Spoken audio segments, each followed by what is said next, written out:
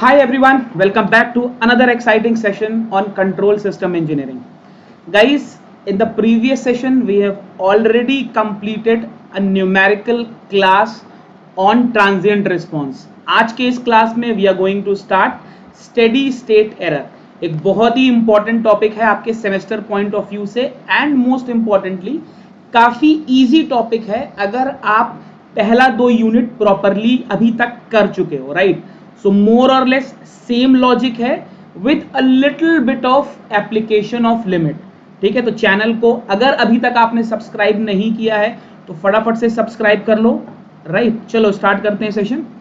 सबसे पहली चीज, लाइक आई ऑलवेज से, किसी भी टॉपिक का फिजिकल सिग्निफिकेंस जानना बहुत जरूरी है.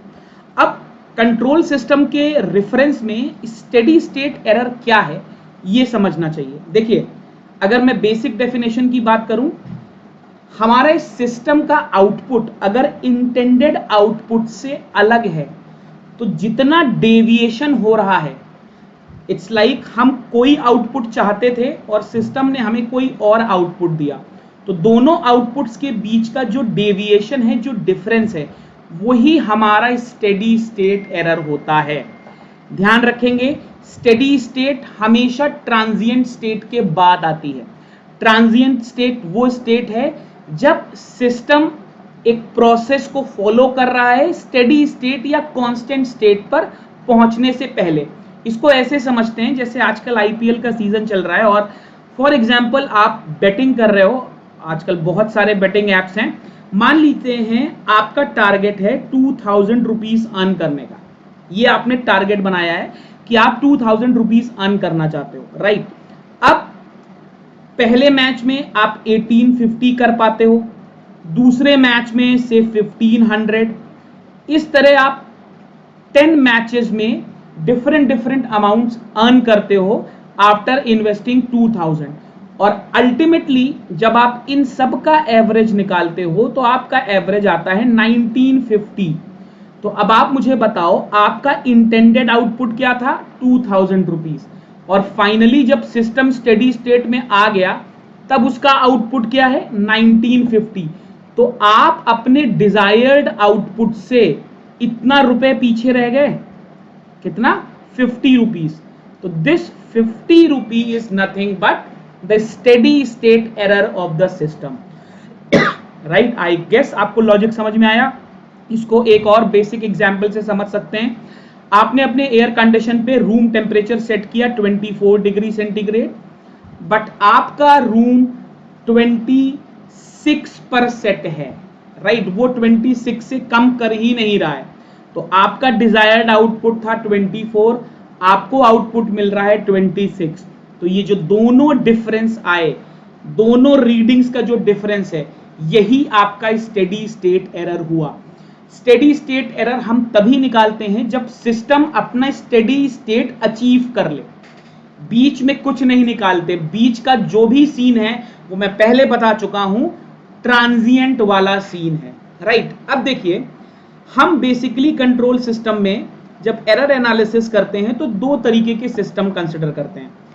पहला होता है हमारा unity feedback system, right? This is my unity feedback system. और दूसरा हमारा होता है नॉन यूनिटी फीडबैक. ये दो तरीके के सिस्टम हैं. इन दोनों सिस्टम्स में से हम पहले यूनिटी फीडबैक सिस्टम पढ़ेंगे, उसके सारे केसेस देखेंगे और आपके सेमेस्टर में भी यही इंपॉर्टेंट है.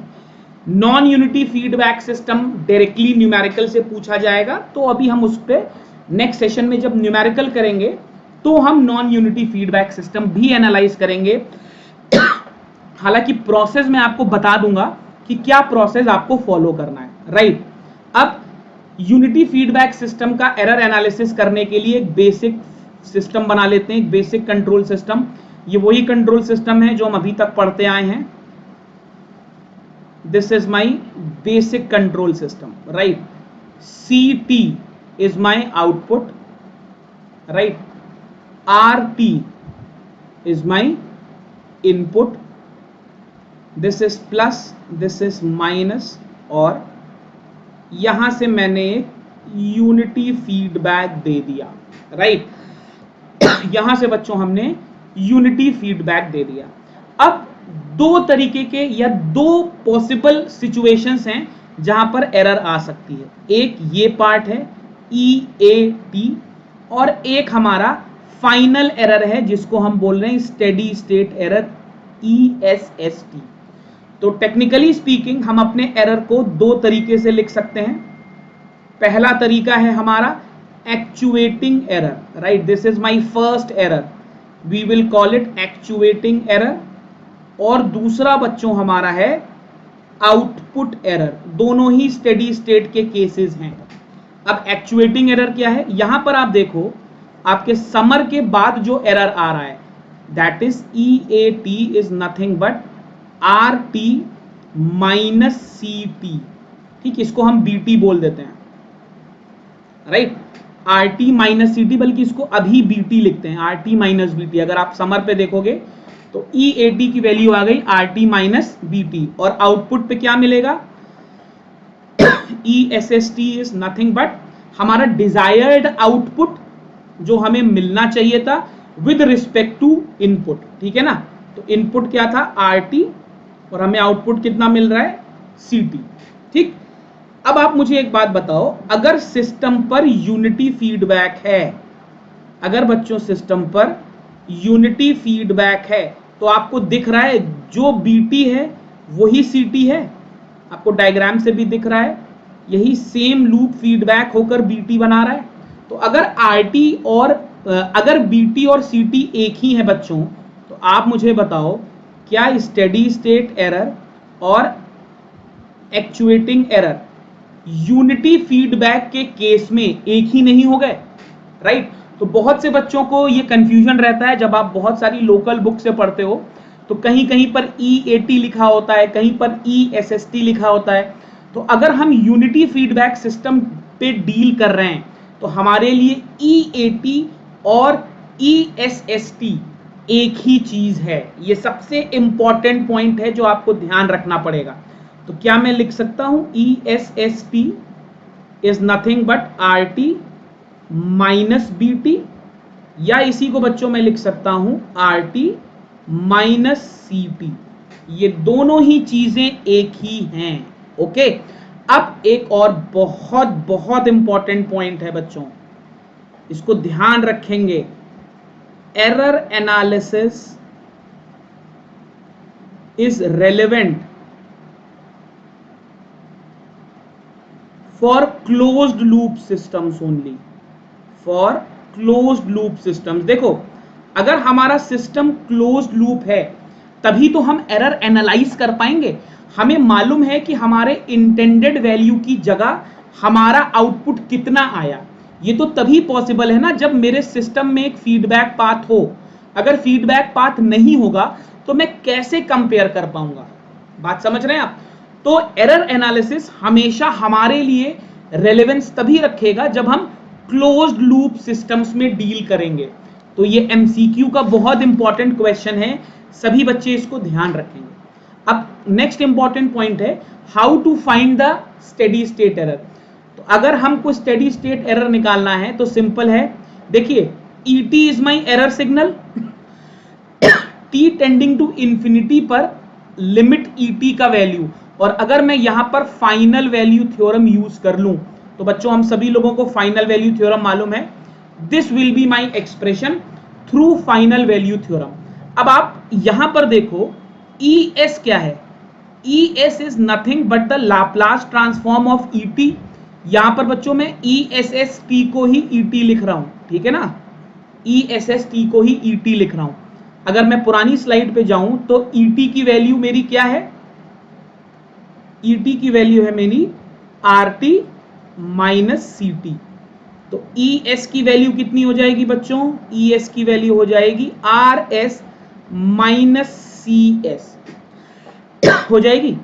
अब फॉर दिस ब्लॉक डायग्राम मेरा ट्रांसफर फंक्शन कितना होगा, वेरी वेरी इंपॉर्टेंट टर्म। अभी आप लोग ब्लॉक रिडक्शन पढ़ के आए होंगे तो आपको ट्रांसफर फंक्शन निकालना आता है। इसका ट्रांसफर फंक्शन आएगा GS 1 plus HS into GS, जहां पर HS क्या होता है, यहां पे कहीं पे हमारा HS लगता है, बट इस केस में एच एस का वैल्यू है बच्चों 1। तो मेरा ट्रांसफर फंक्शन कितना आ गया, मेरा ट्रांसफर फंक्शन आ गया C S divided by 1 plus G S, इसको कर दो G S divided by 1 plus G S. ध्यान रखेंगे ये गलती बहुत से लोग करते हैं, एच एस की वैल्यू 1 इसलिए है क्योंकि हम यूनिटी फीडबैक सिस्टम पर डील कर रहे हैं। Is that very very clear?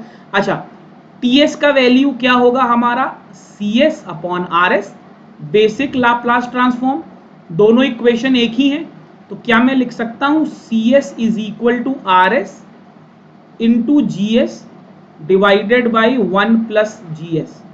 ये वैल्यू अपन यहां रख देंगे तो ई एस का वैल्यू मिल जाएगा E S is equal to R S minus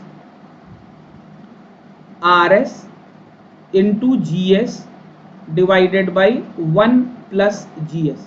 ठीक, अब ये ई एस का वैल्यू अगर हम यहां रख दें बच्चों तो E S S steady state error will be limit S tending to 0, right.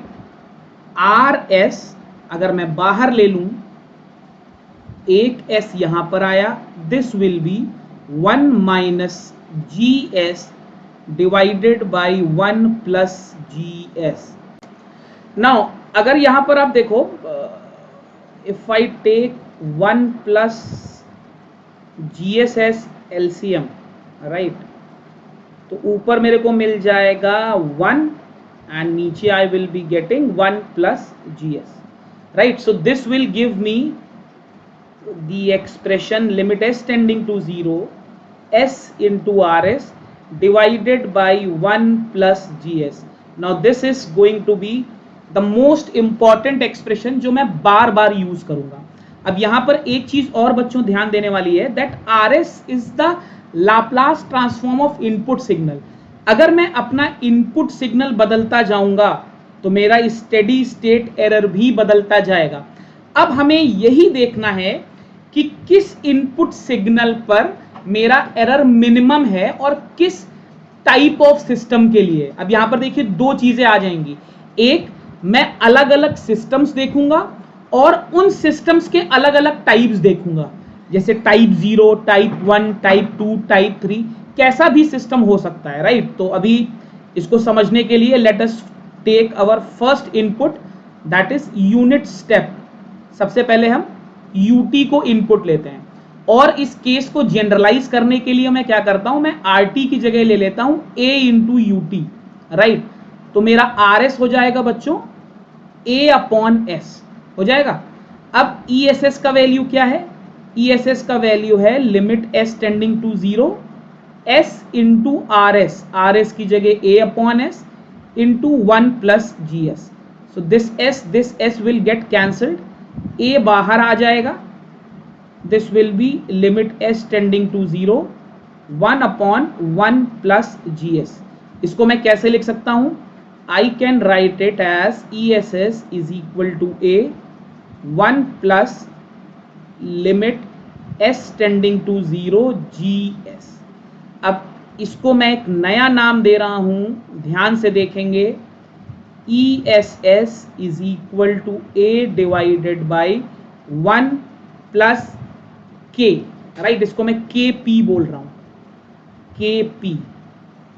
And now I will be defining this term, a very important term that will be using a lot of times.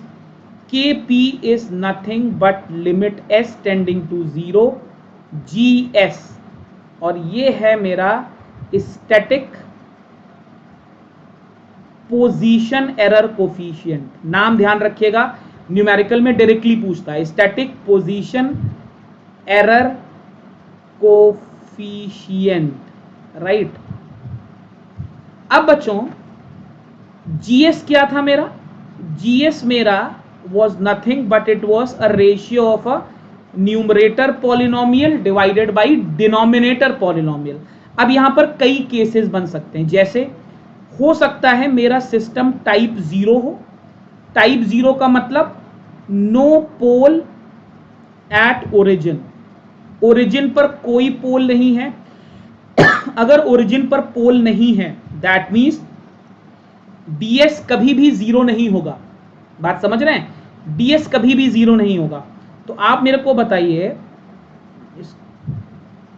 Limit s tending to 0 gs, यही मेरा kp है। क्या ये value zero हो सकती है? बहुत ध्यान से बहुत सोच के बताना है हमें। टाइप जीरो सिस्टम पे मैंने यूनिट स्टेप इनपुट को एनालाइज कर रहा हूं। ये वैल्यू कभी जीरो नहीं हो सकती। This can never be zero. This will always give me a finite value. आप समझ रहे हो? ये वैल्यू हमेशा फाइनाइट होगी, हमेशा फाइनाइट होगी, राइट? हमेशा फाइनाइट होगी। और अगर ये वैल्यू फाइनाइट है तो क्या मैं बोल सकता हूं ESS भी फाइनाइट होगा? और अगर ESS फाइनाइट होगा that means type zero system के लिए मुझे हमेशा एक फाइनाइट एरर मिलेगी। Is that very very clear? Type zero system के लिए मुझे हमेशा एक फाइनाइट एरर मिलेगी।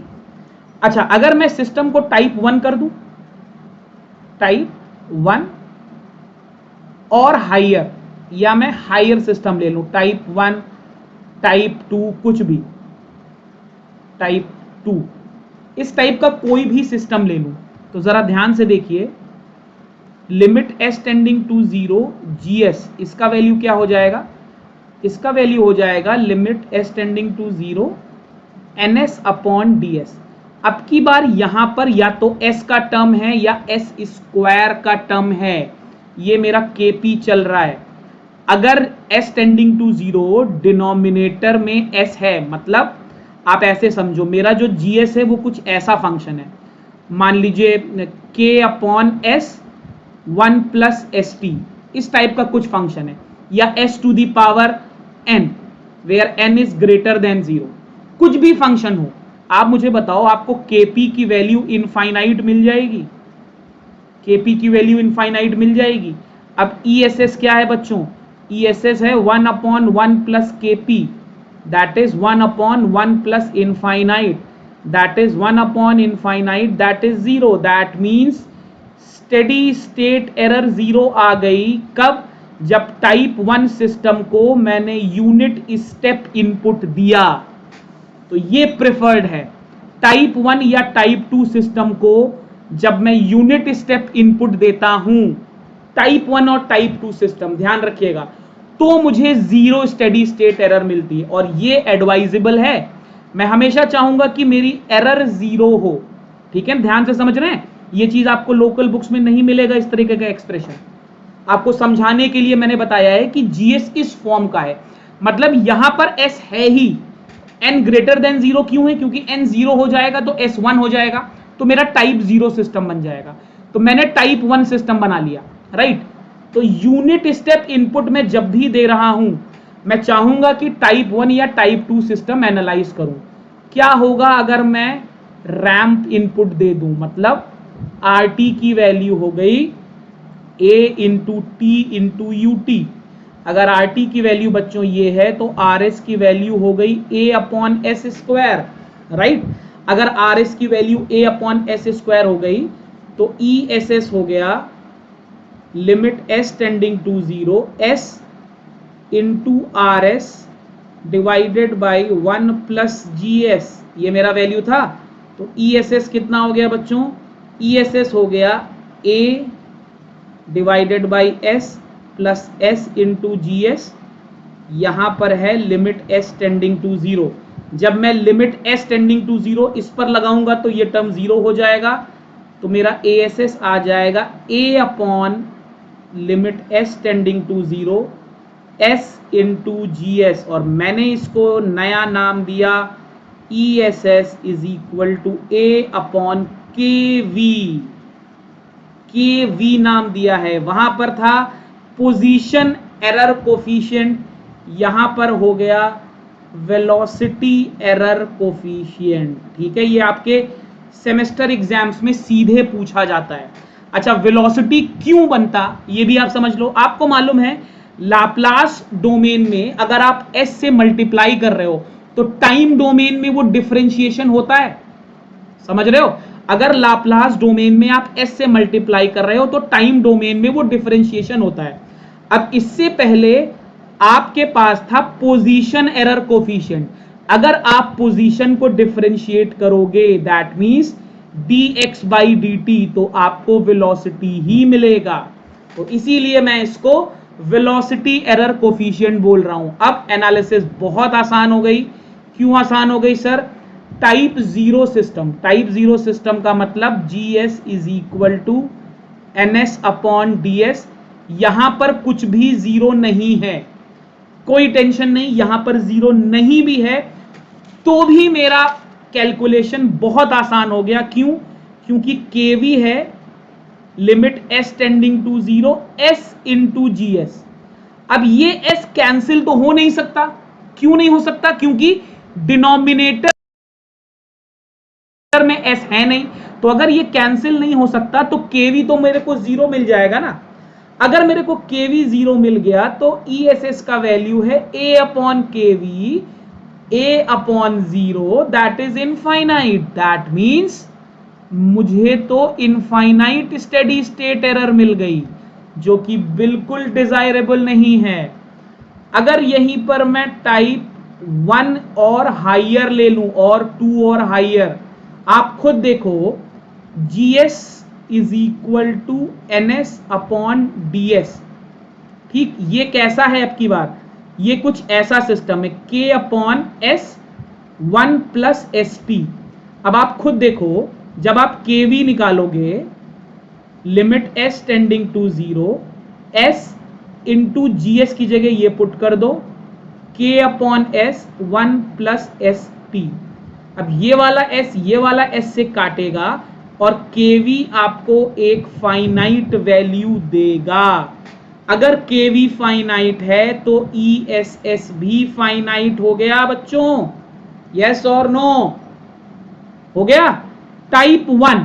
अगर यही सिस्टम टाइप 2 हो जाए, ध्यान से देखो, केवल इस एक्सप्रेशन को मॉडिफाई कर रहा हूं, अगर यही टाइप 2 हो जाए तो आप मुझे बताओ, यहां पर जो S था ये अब S स्क्वायर बन गया। मैं इसको हाईलाइट कर देता हूं आपके इंफॉर्मेशन के लिए, S स्क्वायर बन गया। क्यों? क्योंकि मैं टाइप 2 सिस्टम में आ गया। बात समझ में आ रही है? Divided by 1 plus ST। अब आप मुझे बताओ, एक S से तो ये स्क्वायर कट जाएगा, बट बाकी चीजें KV को इनफाइनाइट बना देंगी।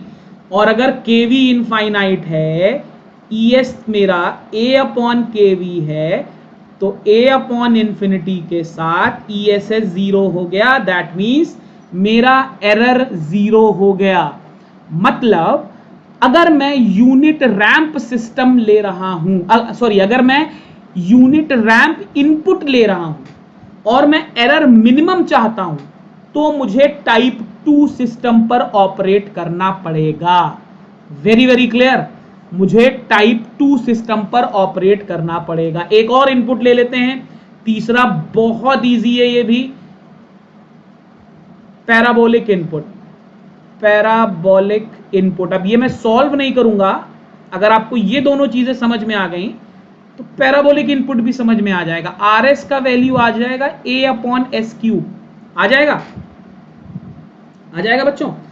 तो देखो, टाइप 0 एरर इनफाइनाइट ही आएगी।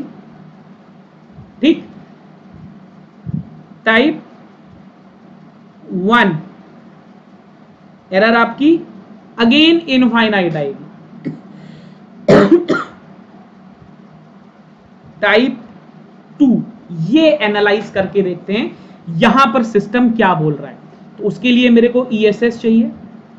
ESS is limit S tending to zero, S into RS की जगह A अपॉन S क्यूब कर दें इंटू 1 प्लस GS। S से ये कटा, ये स्क्वायर बन गया, तो ESS आ गया limit S tending to zero A divided by S square 1 plus GS। Right? जब मैं लिमिट की वैल्यू पुट करूंगा तो मेरे को ESS मिलेगा A divided by limit s tending to 0 s square gs, और इसको अपन नाम दे रहे हैं a divided by ka, that mean static acceleration error coefficient, बोल सकते हैं static acceleration error coefficient, right. और ka का वैल्यू क्या है, limit s tending to 0 s square gs, right. तो जैसे ही मैं टाइप 2 सिस्टम पे गया, टाइप 2 सिस्टम पे, राइट, तो टाइप 2 सिस्टम पे मेरे को ESS का वैल्यू कितना मिल जाएगा, 1/KA मिल जाएगा। Is that very very clear, very very clear. ध्यान रखिएगा ये चीज, ठीक। आपको basically unit step, unit ramp और पैराबोलिक, ये तीनों ही सिस्टम निकालने को दिए जा सकते हैं। अभी हम नेक्स्ट क्लास में न्यूमेरिकल करेंगे तो आपका लॉजिक और क्लियर होगा। अब एक और चीज देखो, मैंने ये पूरी चीज यहां पर समराइज कर दी है, आपने जो भी पढ़ा है वो सब यहां पर समराइज्ड है, राइट। यूनिट स्टेप इनपुट के लिए क्या क्या कैसे कैसे कोफिशिएंट निकालते हैं और क्या क्या वैल्यू आती है, तो आप इसका स्नैप लेके अपने मोबाइल पे रख सकते हो। अब मैंने आपको स्टार्टिंग में बताया था कि नॉन यूनिटी फीडबैक सिस्टम भी हो सकता है, राइट। तो अब यहां पर देखो HS का वैल्यू 1 नहीं है, the value of HS is not equal to 1, तो this is not a unity feedback system. तो बहुत सिंपल तरीका है, जब आपको नॉन यूनिटी फीडबैक सिस्टम मिलेगा तो आपको क्या करना है, अगर आप ध्यान से इस सिस्टम को देखोगे तो आपने एक +1 का फीडबैक दे दिया और एक -1 का, तो नेट 0 हो गया, नेट 0 हो गया। अब +1 और GS इसको मिला के एक नया ट्रांसफर सिस्टम बना लिया, बना सकते हैं ब्लॉक डायग्राम रिड्यूस करके। भाई ये गेन 1 है यूनिटी का, ये GS है, तो आपने इसको मिलाकर एक नया सिस्टम बना लिया और इस सिस्टम के पास अब ये नेगेटिव फीडबैक हो गया, हो गया, और ये नेगेटिव फीडबैक यूनिटी का है। तो आपका वो सिस्टम जो नॉन यूनिटी फीडबैक था वो अब यूनिटी फीडबैक बन गया। जैसे ही ये सिस्टम यूनिटी फीडबैक बना, हमारा पूरा डिस्कशन वैसे ही शुरू हो गया जैसे हमने यहां पर स्टार्ट किया था, राइट। आई गेस आपको लॉजिक समझ में आ गया होगा। एक सेशन और होगा स्टेडी स्टेट एरर का, जिसपे हम इससे रिलेटेड सारे इंपॉर्टेंट न्यूमेरिकल्स करेंगे सेमेस्टर एग्जाम्स के लिए। तो अगर आप कंट्रोल सिस्टम इंजीनियरिंग का सेमेस्टर देने वाले हो, so this is the playlist for you, this is the channel for you. So signing off, we'll catch up very soon with another exciting session. Please channel को subscribe कर लो अगर अभी तक सब्सक्राइब नहीं किया है, click on the bell icon ताकि जैसे ही मेरा अगला सेशन आए आपको नोटिफिकेशन मिले। Take care.